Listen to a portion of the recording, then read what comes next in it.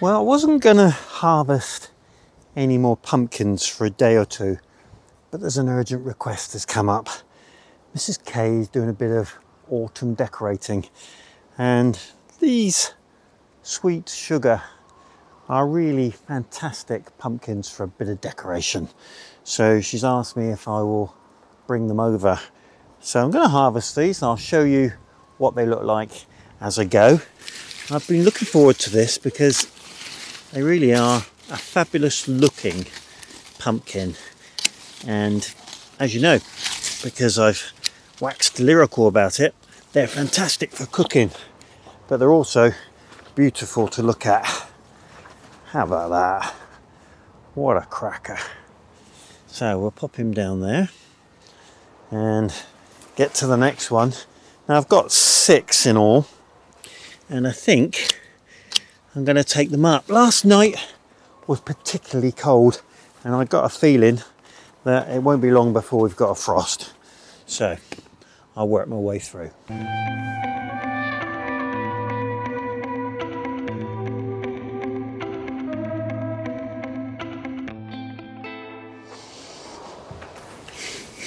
Wow, they're beautiful.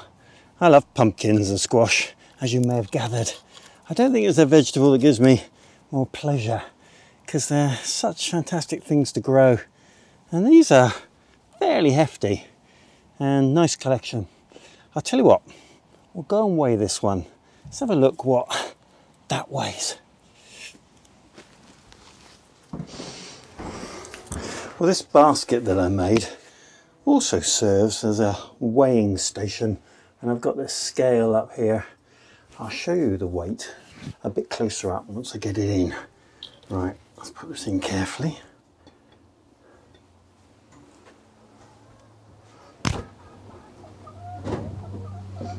There we go, 2.8 kilograms.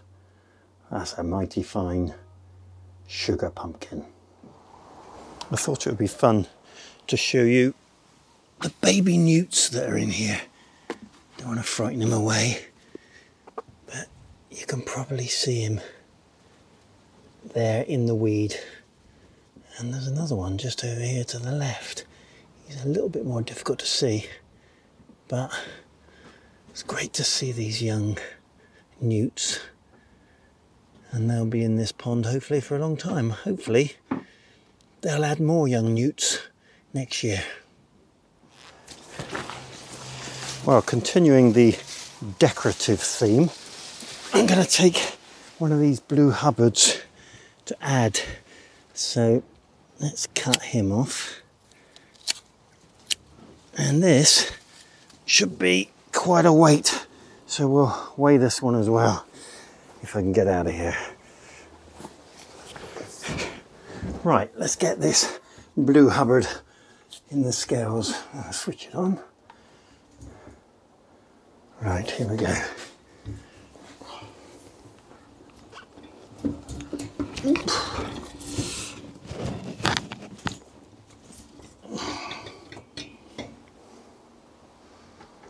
Okay, a mere 5.4 kilograms. That one's cracking.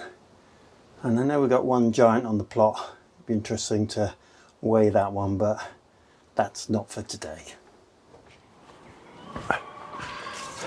Well, that clip you've just seen was earlier on in the week, and we're now in a bit of an unusual day. It's going to be fairly nice to start with, and then it's going to bucket with rain. And to be fair, most of this week has been pretty wet. So, as is invariably the case at the moment, I start the day by picking some beans, and these beans are still good. So we're going to pick a handful. I'm going to race those over to the house so that they can be included in today's lunch. And then I'm going to get on to something I've been looking forward to for, well, probably a couple of months now, and that is the big weigh-in of the biggest pumpkin I've ever grown. So I've been scratching around this morning looking for a bag to put it in so that I can weigh it with my scales, and I've managed to find one. So all I've got to do is extrapolate it from the vine, get it in the bag, and hope that I can pick it up. And if I can, then we'll get a weight. So get this done, and then we'll get on to that exciting bit.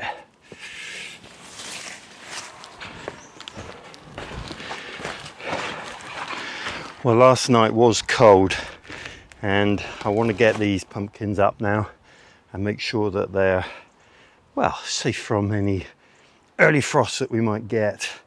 So this is the big one, and this is my bag. So I think I'm going to pop it into that bag and then use my hanging scale to get its weight. I'll show you this first, and then we'll see if we can get it out. Well, it's looking sunshine all over the plot at the moment, but if you take a look over there, you can get a bit of a view of what's coming our way this morning. Right, so here we are. Here is the beauty.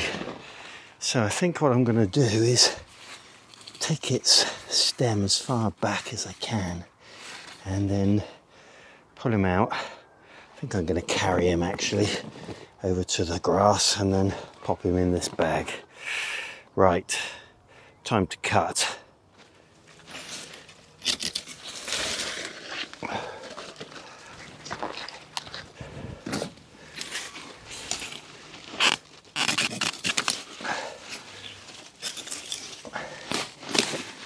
Ooh. Now we'll get a real test of her weight.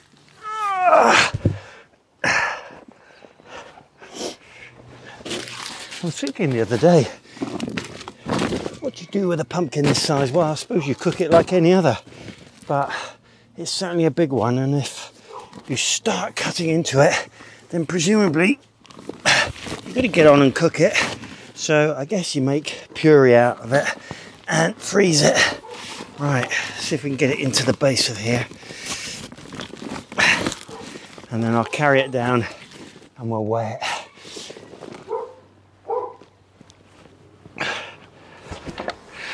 Well, I guess I could play guess the weight at this stage, but I'm not really patient enough to do that.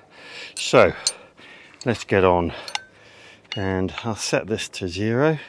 There's going to be some nominal weight in this bag, but that's okay. We're not going for an exact science here. Right, that way around. Okay, we're on kilograms, and here we go.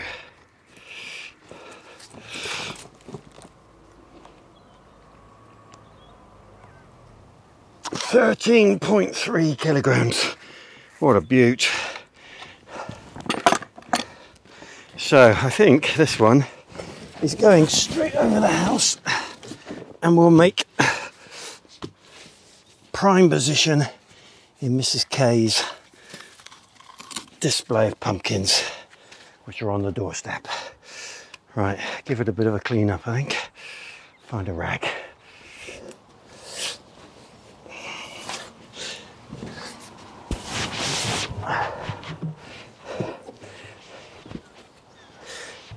Right, I think I'm going to go and surprise her.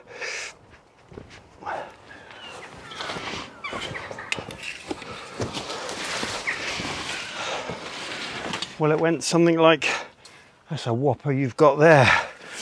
And it's got pride of place now at the front of the house. So, wow, this one's actually broken free. No cutting required. So that's a nice blue Hubbard. Beautiful. Right, we'll put that one to one side. And we've got another one in here, which we'll take out. And that's still attached. It's a bit smaller, but nice nonetheless.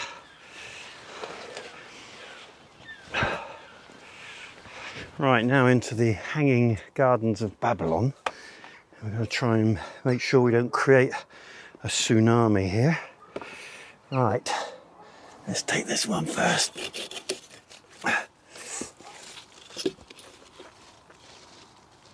There we go.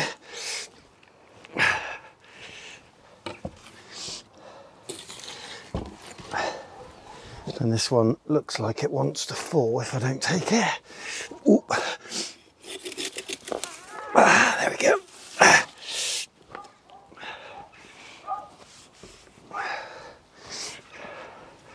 And this one.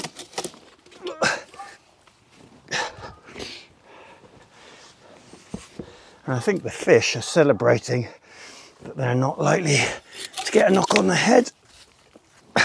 Not fish, newts and tadpoles, of which there's still some tadpoles in here, which is pretty amazing. I don't know whether they're going to succeed, but there's one or two still swimming around and they're quite big. And this one.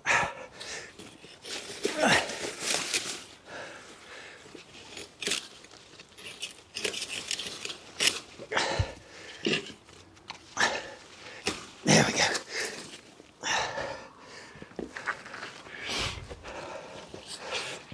And lastly, and by no means least, this small Musquee De Provence, which has got a little bit of yellow colour on it. And I think that's it. And if I find anything else while I remove these leaves, it'll be a surprise. But I do love those. Right, let's get this one over. Well, I think it probably has been my best pumpkin and squash season this year. But I always enjoy growing them. So much fun. And what a great result you get at the end. Well worth having a go and growing some. And there's what, 2, 4, 6, 8 there. I've probably taken 10. We're getting into the region of 20, I suppose. And some of them are just enormous, and we're going to enjoy cooking them. And the rain comes in. Oh well, we'll carry on.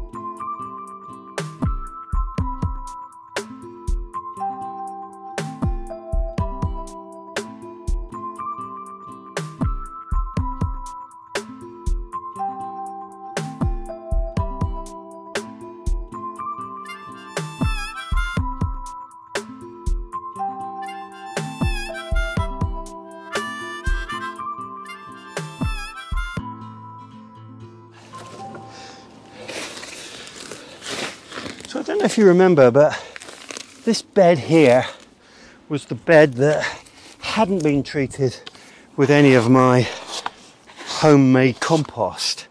It was purely the soil that I'd uplifted out of the pond, plus turning over the grass that was here before, because this was a path down here. And I've got to say that in terms of the growth of the pumpkins, well, the largest ones came from here. That might just be because of the species that I grew here, or it might be that this soil had not been used for anything else, and therefore, as virgin soil, it was full of goodness.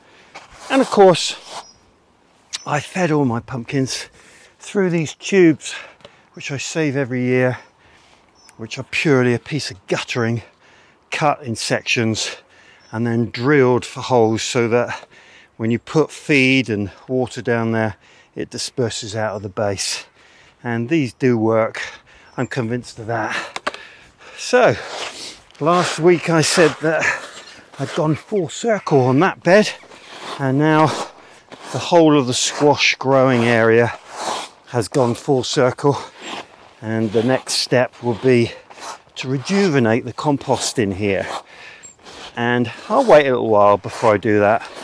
I want the roots that are down into these mounds that have come from the bottom of the pumpkins to just rot back a little bit And then I can take these covers off, do a bit of weeding around the edges, and then bring the new compost that I've been cooking all summer and layer it in on the top. And then it'll be cover it over, quick tidy up, and set then for winter. And I won't really do anything with this until I put new squash plants in it next year. It's interesting, as I've been pulling up the roots and the plants, how many of these small worms are actually in the soil. Absolutely incredible. So I'm guessing that all these mounds are pretty well full of worms, which is fantastic because they condition the soil. Well, I'm going to take my feed that I haven't used and pop it back down into the nursery area at the bottom, and that will cook for another year. I'll show you those few secret squash that I found when I was clearing the leaves. Well, not many, but that's a meal. It'd be nice to cook that and think that it's the one that nearly got away. And this tiny one, well, I don't think it'll come to anything. Probably end up with the chickens. And I'll take this back down and store it.